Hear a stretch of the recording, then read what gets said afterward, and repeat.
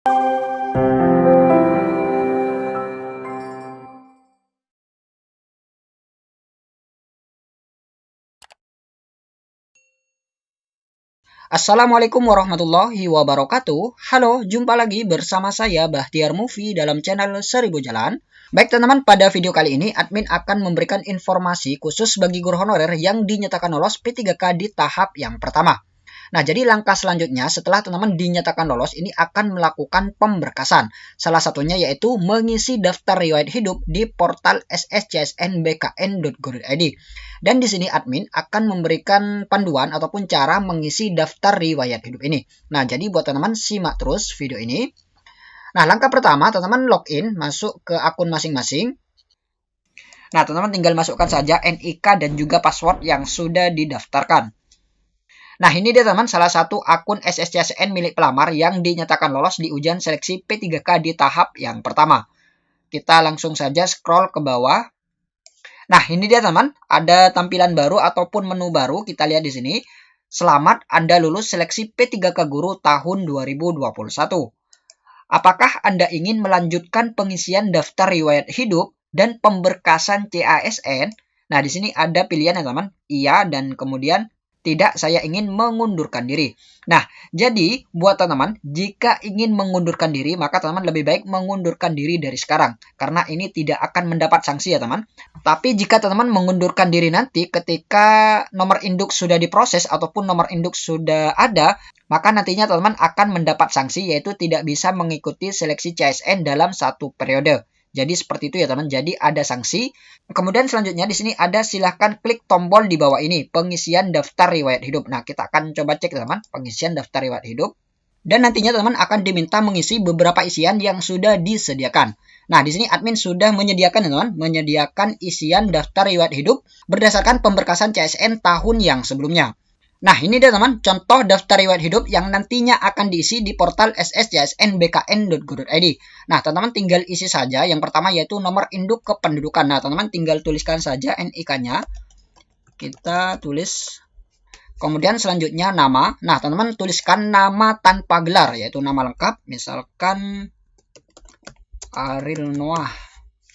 Kemudian selanjutnya kabupaten atau kota tempat lahir. Nah, teman-teman tinggal isikan saja kabupatennya.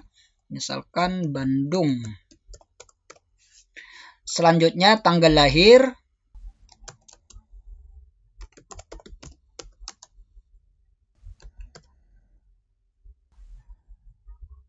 Kemudian jenis kelamin tinggal isi saja. Selanjutnya agama. Status perkawinan, nah teman-teman tinggal isi saja, misalkan belum kawin. Kemudian email, nah teman-teman tinggal tuliskan saja email yang aktif. Misalkan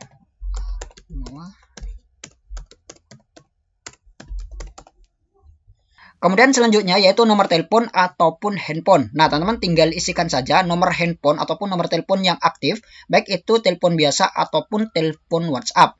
Karena apabila nanti ada berkas-berkas yang kurang, maka panitia akan menghubungi pelamar melalui nomor telepon yang ditulis di daftar riwayat hidup ini. Jadi, teman-teman isikan dengan tepat nomor teleponnya. Kita tulis saja misalkan 085 258. Kemudian selanjutnya alamat. Nah, jalan tinggal diisi saja, teman.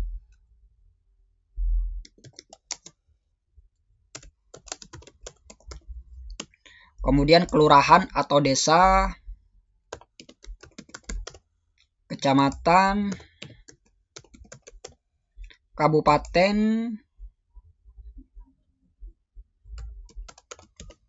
kemudian provinsi.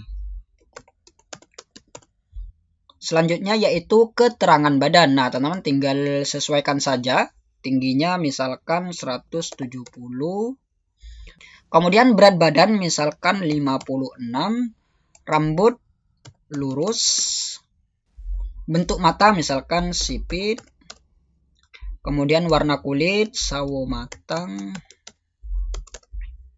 Kemudian ciri khas. Nah, di sini teman-teman tinggal isikan saja ciri khasnya, misalkan berkacamata, kemudian cacat tubuh. Nah, jika teman-teman tidak memiliki cacat tubuh, maka dikosongi saja. Kemudian selanjutnya yaitu kegemaran atau hobi. Nah, teman-teman tinggal isikan saja sesuaikan dengan hobi masing-masing pelamar. Misalkan bermain bola. Kemudian selanjutnya yaitu diminta untuk mengisi pendidikan. Pendidikan di dalam dan luar negeri. Nah, teman-teman tinggal isikan saja riwayat pendidikan mulai dari SD, SMP, SMA, dan pendidikan terakhir yang digunakan untuk mendaftar seleksi P3K ini. Nah, teman-teman tinggal isi saja misalkan tingkat SD, SMP, SMA, sampai ijazah terakhir. Nah, teman-teman tinggal isi saja. Kemudian selanjutnya yaitu nama sekolah atau perguruan tinggi. Nah, teman-teman tinggal sesuaikan saja, misalkan SDN Prajikan, SMP Prajikan, SMP Bandung, dan universitasnya misalkan IKIP PGRI Jember, dan lain sebagainya. Jadi, teman-teman disesuaikan.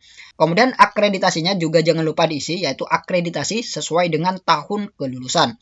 Kemudian tempatnya juga jangan lupa, misalkan di Kabupaten Bondowoso, di Kabupaten Jember, dan lain sebagainya. Jadi, disesuaikan ya, teman. Kemudian STTB atau ijazah. Nah, teman-teman di sini diminta untuk memasukkan nomor ya, teman, nomor STTB atau ijazah. Nah, teman-teman tinggal tuliskan saja sesuaikan dengan yang tertera di ijazah. Begitu juga tanggal, teman, tanggal ijazah juga ditulis, dan juga pejabat penandatangan. Nah, jadi ini yang diminta adalah pejabat ya, teman, pejabat penandatangan. Misalkan kepala sekolah, kalau perguruan tinggi ini misalkan rektor. Nah, jadi seperti itu. Jadi teman tinggal tulis saja. Kemudian gelar juga jangan lupa diisi, gelar depan dan juga gelar belakang.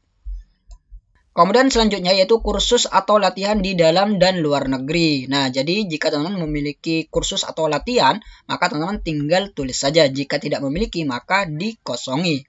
Kemudian riwayat pekerjaan, riwayat kepangkatan, dan golongan ruang penggajian. Nah, teman-teman tinggal tulis saja riwayat pekerjaannya di sini, disesuaikan dengan yang ada. Kemudian tanda jasa atau penghargaan. Nah, di sini teman-teman tinggal isikan saja jika memiliki penghargaan, jika tidak maka dikosongi. Kemudian selanjutnya yaitu riwayat keluarga. Nah, di sini teman-teman diminta untuk mengisi riwayat keluarga. Yang pertama yaitu suami atau istri. Nah, teman-teman tinggal isikan saja. Di sini ada NIK. Nah, teman-teman tulis NIK suami atau istri. Kemudian NIP. Nah, jika suami atau istri teman-teman ini seorang pegawai, maka teman-teman tuliskan nomor induk pegawainya di sini. Jika bukan seorang pegawai, maka dikosongi. Kemudian namanya juga jangan lupa nama suami atau istri. Kemudian tempat tanggal lahirnya dan juga pekerjaan atau posisi jabatan. Nah, jadi pekerjaannya apa ditulis. Kemudian perusahaan atau institusi juga ditulis. Kemudian selanjutnya yaitu status perkawinan diisi juga. Kemudian akte nikah atau akte cerai. Dan selanjutnya tanggal menikah. Nah, teman-teman tinggal isikan saja tanggal menikahnya. Kemudian status hidup. Nah, teman-teman tinggal isi saja status hidupnya. Kemudian selanjutnya yaitu riwayat keluarga yang kedua adalah anak. Nah, jika teman-teman memiliki anak, maka teman-teman isikan saja. Jika dia seorang pegawai diisi, jika tidak dikosongi nama, tempat tanggal lahir. Nah, sama teman-teman dengan isian yang di atas, jadi disesuaikan. Kemudian selanjutnya yaitu orang tua kandung. Nah, jadi ini orang tua kandung ya, teman. Ibu dan bapak juga diisi. Sama isiannya seperti suami atau istri. Kemudian selanjutnya saudara kandung juga jangan lupa diisi. Isiannya juga sama seperti suami atau istri, yaitu NIK, nama, tempat tanggal lahir, pekerjaan, dan lain sebagainya. Jadi teman tinggal disesuaikan saja. Kemudian bapak mertua juga diminta ya teman, diminta diisi, teman-teman tinggal isikan saja. Kemudian selanjutnya yaitu keterangan organisasi. Nah, jika teman-teman memiliki suatu organisasi ataupun tergabung dalam kelompok organisasi, maka teman-teman tinggal tuliskan saja. Jika tidak, maka dikosongi. Kemudian keterangan lain-lain. Nah, ini dia teman, keterangan lain-lain, syarat yang juga harus disertakan nantinya. Kita lihat di sini nama keterangan yang pertama adalah surat keterangan catatan kepolisian. Nah, jadi ini SKCK ya teman. SKCK yang mana di sini teman-teman diminta untuk menulis nomor SKCK-nya, kemudian tanggalnya, dan juga pejabatnya, pejabat yang menandatangan. Kemudian surat keterangan sehat. Nah, surat keterangan sehat juga jangan lupa diisi di sini nomor, tanggal, dan pejabat. Dan juga surat keterangan bebas narkoba. Juga jangan lupa diisi nomor, tanggal, dan pejabat. Kemudian selanjutnya keterangan lain yang dianggap perlu. Demikian daftar riwayat hidup ini saya buat dengan sesungguhnya, dan apabila di kemudian hari terdapat keterangan yang tidak benar, saya bersedia dituntut di muka pengadilan serta bersedia menerima segala tindakan yang diambil oleh instansi pemerintah. yang membuat tanda tangan. Nah, jadi nantinya teman-teman akan diminta mengisi daftar riwayat hidup ini di portal sscsnbkn.go.id. Nah, jadi seperti itu teman, cara mengisi daftar riwayat hidup di portal sscsnbkn.go.id. Semoga video ini bermanfaat. Wassalamualaikum warahmatullahi wabarakatuh.